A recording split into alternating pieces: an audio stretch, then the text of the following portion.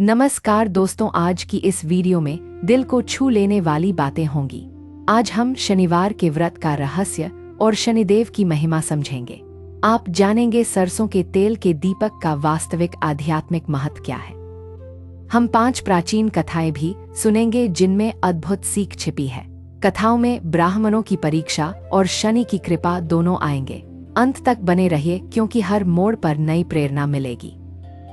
आपको पूजा की सरल विधि और व्यवहारिक उपाय भी बताए जाएंगे। यह यात्रा केवल ज्ञान की नहीं बल्कि आंतरिक परिवर्तन की भी है। चलिए शांत मन से शनिदेव की पावन कथाओं में प्रवेश करते हैं। शुभ भाव से आरंभ करते हैं और ईश्वर की कृपा का आह्वान करते हैं। शनिवार का व्रत न्याय और संयम का व्रत माना जाता है। शनिदेव कर्मफल दाता माने जाते हैं जो न्यायपूर्ण परिणाम देते हैं। जब कर्मों की परिपक्वता आती है तब शनि की दृष्टि प्रभाव दिखाती है। व्रत हमें अनुशासन और धैर्य के साथ कर्म सुधारने की शक्ति देता है। शनिवार को संयम और सेवा से मन की कठोरता गलती हुई दिखती है। व्रत में सरल आहार और संयत व्यवहार से अंतर्मन शुद्ध होता है। शुद्ध मन से की गई प्रार्थना न्यायकारी ऊर्जा को संतुलित कर देती है। शनिवार का व्रत कठिनाइयों का भय नहीं बल्कि सुधार का संकल्प सिखाता है। शनि को स्थिरता और सत्यप्रियता अत्यंत प्रिय मानी गई है, इसलिए व्रत में सत्य वचन और कर्मनिष्ठा का विशेष ध्यान रखा जाता है। व्रत से आलस्य और क्रोध जैसे दोष धीरे धीरे शिथिल होते हैं। धैर्य उत्पन्न होता है और न्याय के भाव से दृष्टि निर्मल होती है। शनिवार को मेहनत करके अर्जित अन्न से सेवा करने का विधान कहा गया। सेवा का अर्थ है भूखे को भोजन और असहाय को सहारा देना। पहला कारण यह है कि सेवा से अहंकार पिघलना आरंभ करता है। दूसरा कारण यह है कि सेवा से दूसरों का दुख हल्का होता है। तीसरा कारण यह है कि सेवा से शनि की कृपा सहज मिलती है। व्रत में काले तिल और उड़द का महत्व बताया गया है। ये वस्तुएं शनि के तत्व से साम्य बनाती हुई मानी गई हैं। शनिवार को लोहे और तेल का दान छाया दान कहा जाता है। छाया दान आत्मनिरीक्षण और अभिमान त्याग का सुंदर प्रतीक माना गया। स्वयं के चेहरे का प्रतिबिंब देखकर त्रुटियों का स्वीकार करना सिखाया जाता है। अब बात करते हैं सरसों के तेल के दीपक के गूढ़ महत्व की। सरसों का तेल तिक्त और गुरु गुणों से युक्त माना गया है। यह वायु और शुष्कता के विकारों को संतुलित करने में सहायक बताया गया।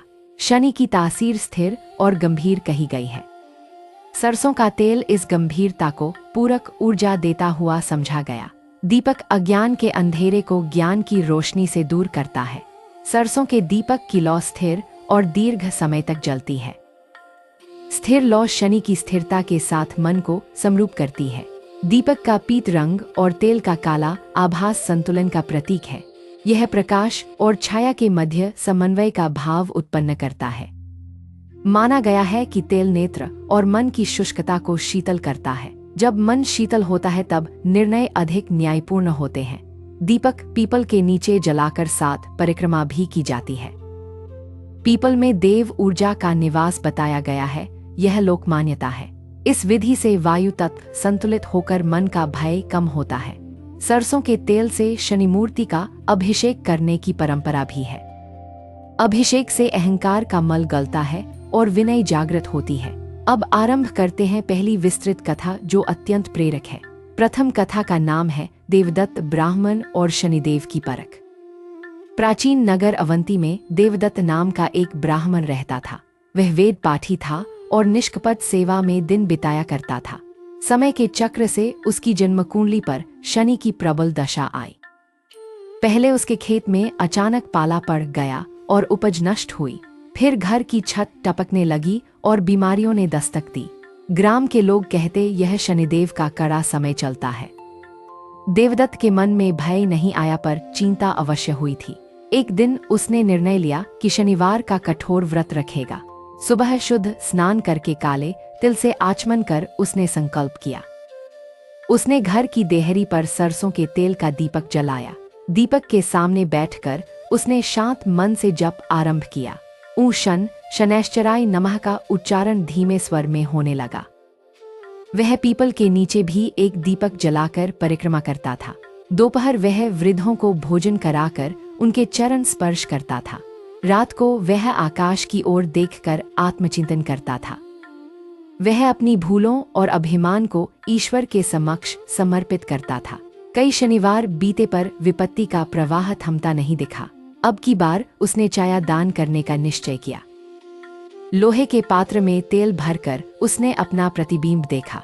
प्रतिबिंब में उसे अपनी थकी आंखें और चिंतित माथा दिखा। उसने मन में कहा, मैं अपने दोषों को पहचानता हूँ। ईश्वर मुझे सेवा और सत्य के मार्ग पर स्थिर करे। उसने पात्र का तेल दान कर दिया और प्रण किया। उस रात्रि उसके स्वप्न में एक काले वस्त्रधारी पुरुष आए। उस पुरुष की दृष्टि गंभीर थी पर स्पर्श अत्यंत करुणामय था। उन्होंने कहा, भय मत कर, सत्य से कभी विचलित मत होना। कठिनाई भी शिक्षक है, इसे क्रोध से नहीं धैर्य से देखना। स्वप्न टूटते ही देवदत्त का मन हल्का और स्थिर हो गया। अगली भोर खेत की मेड़ पर पड़ोसी ने आवाज लगाई, देखो कुएं में पानी का नया स्रोत निकल आया है। देवदत्त ने श्रम किया और फसल फिर से हरी हो गई। घर की छत मरम्मत की और बीमारी भी धीरे घटने लगी। उसने व्रत जारी रखा और सेवा भाव में वृद्धि की। कुछ महीनों में उसकी प्रतिष्ठा फिर से जग में हुई। ग्राम सभा में उसे न्यायप्रिय वाक्य कहने का अवसर मिला। उसके शांत शब्दों ने दो परिवारों का झगड़ा समाप्त कर दिया। लोग बोले, यह शनिदेव की कृपा और ब्राह्मण की विनय है। देवदत्त ने कहा, कृपा तभी होती है जब आचरण सुधरता है। उसने हर शनिवार सरसों का दीपक जलाना जीवन का नियम बनाया। पहली कथा से हमें धैर्य और निरंतरता का पाठ मिलता है। अब दूसरी कथा सुनिए जो उज्जैनी की पुरानी गलियों से है। दूसरी कथा का पात्र अच्युत नाम का एक ब्राह्मण था। वह राजपुरोहित के साथ यज्ञकर्म में सहायक हुआ करता था। राष्ट्र में अकाल के बाद राजा का मन सशंकित हो गया। ज्योतिषियों ने कहा, शनि की दृष्टि राजसत्ता को परख रही है। राजा ने अपने भय में अच्युत पर दोषारोपण कर दिया। उस ब्राह्मण को कारागार में डालकर दंड की घोषणा हुई। अच्युत ने दीवार के सहारे बैठकर मौन प्रार्थना की। उसने मन में कहा, मैं सत्य जानता हूँ और हार नहीं मानूंगा। शनिवार की रात उसने निराहार रहकर दीपक की कल्पना की। उसने सोचा, मेरे मन का दीपक सरसों के तेल से जले। दूसरे दिन पहरेदार ने उसकी शांति देखकर दुआ दी।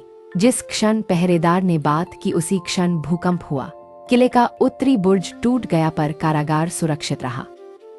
राजा भयभीत होकर मंदिर भागा और संकेत पूछने लगा। देवी के गर्भगृह में दीपक शांत पर स्थिर जलता रहा। पुरोहित ने कहा, निर्दोष पर अत्याचार करना शनि का अपराध है। राजा अपने अपराध पर पश्चाताप करता हुआ रो पड़ा। अच्युत को सम्मान सहित मुक्त किया और क्षमा मांगी। अच्युत ने कहा, भय से नहीं न्याय से शासन स्थिर रहता है। उसने शनिवार को मस्जिद के समीप दरवेशों को भोजन कराया। वह संभाव के दीपक से समाज के मन को रोशन करता रहा। शहर में शांति लौटी और राजा ने नया संकल्प लिया। वह संकल्प था धर्मनिरपेक्ष सेवा और न्याय की प्रतिज्ञा का। अच्युत ने जीवन भर सरसों का दीपक जलाया और गाया, शनि की कृपा से निर्दोष की ढाल सदैव मजबूत रहती है। अब तीसरी कथा का विस्तार सुनिए जो काशी से संबंधित है। काशी में वागीश नाम का ब्राह्मण अपनी वृद्ध माता संग रहता था। वह पाठशाला में बालकों को वेदध्वनि सिखाता और भिक्षा पाता था। शनि के प्रबल गोचर में उसकी श्रद्धा की कठिन परीक्षा हुई। शहर में महामारी फैली और पाठशाला बंद करनी पड़ी। धन समाप्त हुआ और ऋण चढ़ गया और भूख सताने लगी। माता ने कहा, बेटा निराश मत होना, शनिवार का व्रत करो। वागीश ने संकल्प लेकर उपवास आरंभ किया और दीपक जलाया। पीपल की छाया में बैठकर उसने धीरे धीरे जप किया। कौओं को तिलयुक्त रोटी खिलाकर उसने पशु सेवा की। रात के समय उसने एक स्वप्न में नदी तट देखा। तट पर एक वृद्ध साधु ने मुस्कुराकर संकेत किया। कहा, सुबह तट की दक्षिणी बालू में धीरे हाथ फेरना। प्रातःकाल वागीश तट पर पहुंचा और बालू कुरेदी। वहां से ताम्र कलश निकला जिसमें कुछ मुद्राएं रखी थी। उसने पहले ऋण चुकाया, फिर अन्न और औषधि खरीदी। उसने कुछ मुद्राएं अन्न क्षेत्र में दान भी कर दी। उसके बाद उसने निश्चय किया ज्ञान का दीपक जलाए रखेगा। उसने घर आंगन में सरसों के 2 दीपक जलाए। एक दीपक देवी को और एक दीपक शनिदेव को समर्पित किया। कुछ ही सप्ताह में महामारी का प्रकोप घटने लगा था। पाठशाला फिर खुली और शिष्य नए उत्साह से आने लगे। वागीश ने अपने कष्ट को ईश्वरीय शिक्षा समझकर नम्रता सीखी। उसकी माता ने कहा, स्थिरता ही शनि की मुख्य पूजा है। वागीश ने उत्तर दिया, मैं शनिवार को सेवा का पर्व बनाऊंगा। वह बुजुर्गों के लिए अन्न क्षेत्र चलाने लगा और खुश रहा। अब चौथी कथा सिंधु के तटवर्ती क्षेत्र से सुनिए।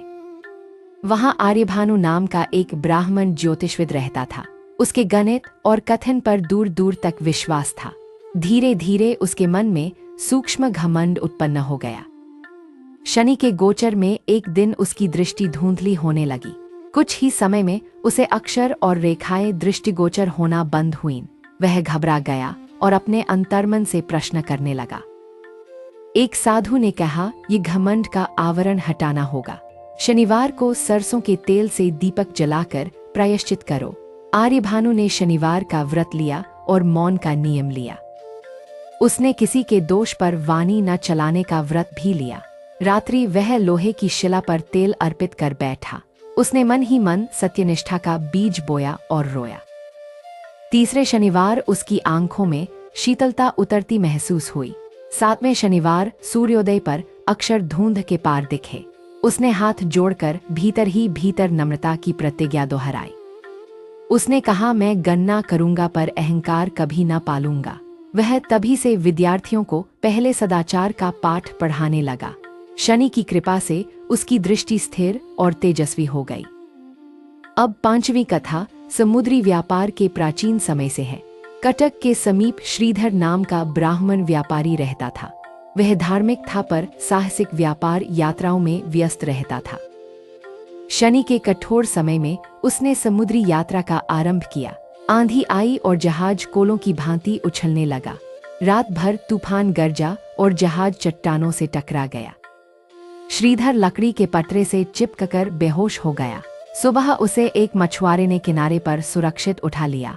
मछुआरे की झोपड़ी में उसने एक दीपक की लौ देखी। वह लौ सरसों के तेल से शांत और स्थिर जल रही थी।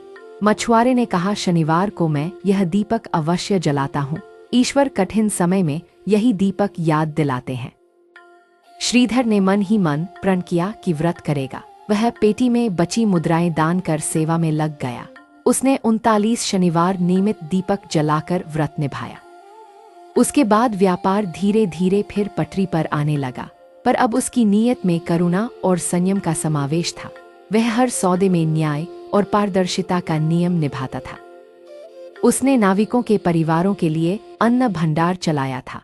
वह बोला, शनिदेव ने मुझे स्थिर बुद्धि का उपहार दिया। अब हम व्रत की संक्षिप्त विधि को सरल भाषा में समझेंगे। प्रातःकाल स्नान कर स्वच्छ वस्त्र धारण कर ईश्वर का स्मरण करें। घर की देहरी या मंदिर में सरसों का दीपक प्रज्वलित करें। दीपक के पास शांत बैठकर शनि मंत्र का जप करें। पीपल के नीचे दीपक जलाकर श्रद्धा से परिक्रमा करें। काले तिल, उड़द या कंबल का दान यथाशक्ति करें। गाय, कौवे, कुत्ते और जरूरतमंद मनुष्यों को भोजन करा। संयमित वाणी रखें। झूठ और कटुवचन से अपने को रोके। आलस्य छोड़कर दिन भर सत्कर्म में समय लगाते रहें। संध्या समय फिर दीपक के सामने भगवान का स्मरण करें। व्रत का सार आत्मसंयम, सेवा और सत्यप्रायता ही माना गया। अब सरसों के तेल के प्रतीक महत्व पर कुछ और बिंदु समझें। सरसों की तीव्र गंध मन की जड़ता को जगाने में सहायक होती है। तेल का स्निग्ध गुण कठोर विचारों को मृदु बना देता है। दीपक की स्थिर लौ मन को दीर्घ धैर्य का अभ्यास कराती है। लोहे के निकट दीपक रखने से स्थिरता का भाव प्रबल होता है। प्रतिबिंब दर्शन से अपने दोषों का साक्षात्कार सहज हो जाता है। शनि न्यायप्रिय है, इसलिए सत्यनिष्ठ आचरण ही सबसे बड़ा उपाय है। अब एक छोटी उपकथा सुनिए जो विनम्रता की शिक्षा देती है। कांचीपुरम का एक ब्राह्मण वेद का आचार्य था। उसका शिष्य गरीब था पर हृदय से श्रद्धावान था। शनि के समय गुरु को दान घटने से क्रोध आने लगा। शिष्य ने कहा, गुरुजी सरसों का दीपक जलाइए और शांत रहिए। गुरु ने दीपक जलाया और स्वयं पर विचार किया। उसे लगा, मेरा क्रोध मेरे ज्ञान पर भारी पड़ रहा है। उसने शिष्य से क्षमा मांगी और संयम का व्रत लिया। कुछ दिनों में आश्रम में अन्न का प्रबंध सहज हो गया। दीपक ने गुरु और शिष्य दोनों के मन को जोड़ दिया। अब व्रत में क्या सावधानियां रखनी चाहिए यह भी समझ। व्रत दिखावे के लिए नहीं बल्कि आंतरिक सुधार के लिए रखें। किसी प्राणी को कष्ट न दे और अपशब्द न बोले। किसी पर अन्याय देखे तो शांति से उचित मार्ग सुझाए। दान सदैव शुद्ध कमाई से करे और अहंकार न रखे। व्रत में माता पिता, गुरु और वृद्धों का आदर अवश्य करे। परिवार के साथ बैठकर दीपक की लौ को शांत दृष्टि से देखें। यही पारिवारिक एकता शनिदेव को अत्यंत प्रिय मानी गई। आज आपने 5 विस्तृत कथाओं से धैर्य और सेवा सीखी है। शनिवार का व्रत मन को स्थिर और कर्म को निर्मल बनाता है। सरसों के तेल का दीपक अंधकार में भरोसे की लौ जगाता है। शनिदेव न्याय देते हैं और समर्पित हृदय पर कृपा बरसाते हैं। आप भी संकल्प लें कि हर शनिवार एक दीपक अवश्य जलाएंगे। आप दुखियों की सेवा करेंगे और सत्य के साथ खड़े रहेंगे। आप अपने दोषों को स्वीकार कर सुधार की राह चुनेंगे। यही 3 कदम मिलकर भाग्य और वर्तमान दोनों संवार देते हैं। ईश्वर आपके जीवन में शांति और समृद्धि की रोशनी भरे। आपके घर आंगन में करुणा और धैर्य की सुगंध फैले। आपके कार्यों में स्थिरता आए और भय दूर हो जाए। आज की कथा यात्रा यहीं समाप्त होकर नई शुरुआत बन जाए। जब भी मन डगमगाए सरसों के दीपक की लौ को याद करना। जब भी अन्याय दिखे संयम से सही मार्ग चुनना।